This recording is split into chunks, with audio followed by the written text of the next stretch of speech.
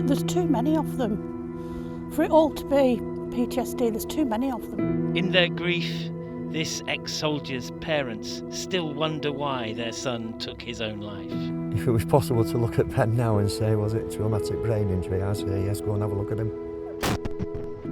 We've been investigating the brain injuries caused by repeated exposure to blasts and their links to suicide.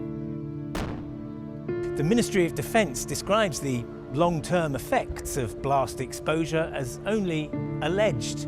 It doesn't know how many British veterans are living with traumatic brain injury, and it doesn't know how many of them have been driven to a point of such despair that they've taken their own lives.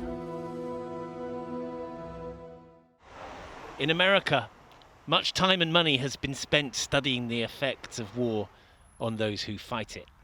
There are disturbing findings in recent research. Veterans who live with traumatic brain injury, or TBI, are more likely to take their own lives.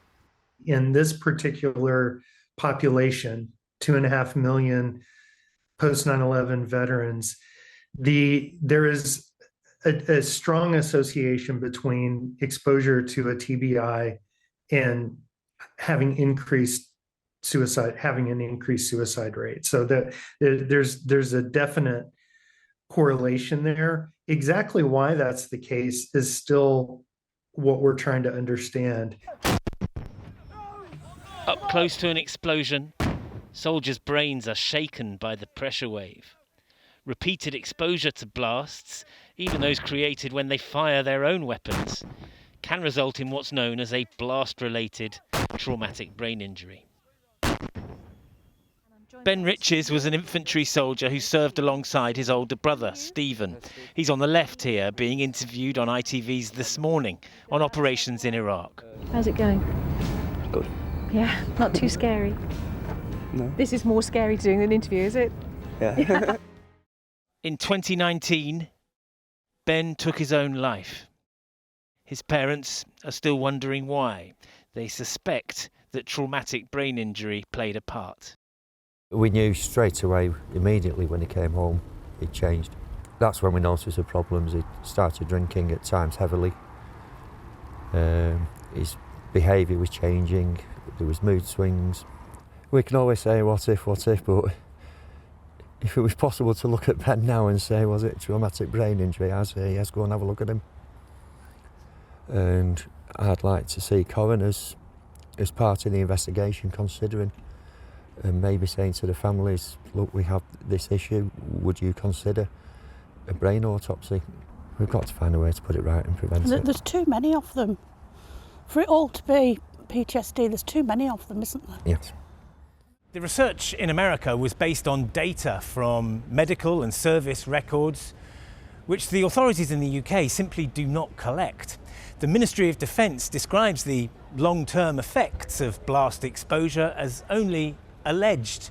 It doesn't know how many British veterans are living with traumatic brain injury, and it doesn't know how many of them have been driven to a point of such despair that they've taken their own lives. In the absence of any relevant British data, we looked at press reports of the suicides of 34 serving soldiers and veterans, many of whom fought in Iraq and Afghanistan. All but 3 of them were routinely exposed to blasts as part of their training, and nearly half the group were exposed to at least one significant explosion while on active service. Even though they make up less than 10% of the armed forces as a whole, infantry soldiers were overrepresented here, making up 70% of our sample. Royal Engineers, Royal Marines and members of the Special Forces, all of them more likely to be exposed to blasts because of the nature of their role, were also overrepresented. I know more people who have died by suicide that I've served with than have been killed in action. Paul Scanlon spent most of his military service in the Australian Special Forces. He now campaigns for governments to take action on TBI. He's convinced that lethal damage was done to his comrades long before they reached the battlefield, and he cites another piece of American research which links suicides among service personnel to the kind of work they did in the military and how much they were exposed to blast. Those in the highest risk groups, so infantry, armour, artillery, engineers explosive ordnance disposal, divers, special forces were up to 33 deaths per 100,000. So 3 times the civilian rate and double the standard military rate. Now, when I've gone to Australia to ask why aren't we collecting that, they're just simply not looking for it. Paul's frustration is shared by grieving families here. Dawn Turner's son, Rob, served 2 tours of Afghanistan with the Royal Horse Artillery. He killed himself in August, having suffered many of the symptoms of brain injury. He recognised it was a physical problem, and he told everybody it was a physical problem with his headaches, with his dizziness. But we all put it down to PTSD because that's what has been, that's the only information that's out there. An inquest into Rob's death opens in the new year. Dawn hopes to ask the coroner to consider whether blast-related traumatic brain injury was a contributing factor. Traumatic brain injury needs to be brought into the public domain. It needs to be recognised, and people need to be more aware of this could be happening to your loved one. And please, please go and get some support. Please speak out before it's too late. We are still only beginning to understand the harm done inside the heads of those who serve, but we know now that there is a link between blast-shaken brains and suicide. There might be many lives that can still be saved. Geraint, this is the first time that we looked at a possible link between TBI and suicide. So what's the government saying about it?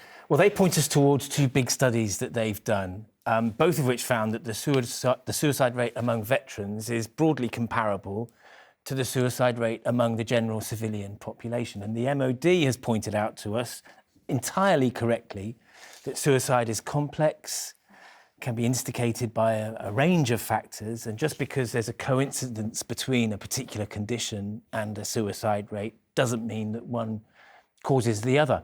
But I think what the families of the veterans that we've spoken to in that report, and the veterans that we've spoken to, we think that they are living right now with a blast-related TBI, they want recognition.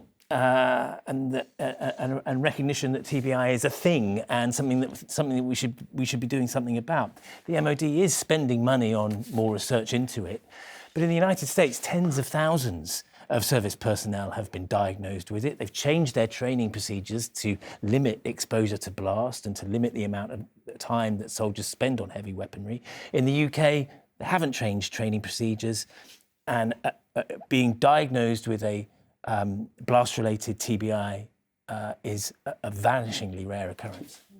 OK, Geraint, thank you very much. Just to say, if you've been affected by the issues in our report, you can find the details of helplines and support groups on our website. That's itv.com/news.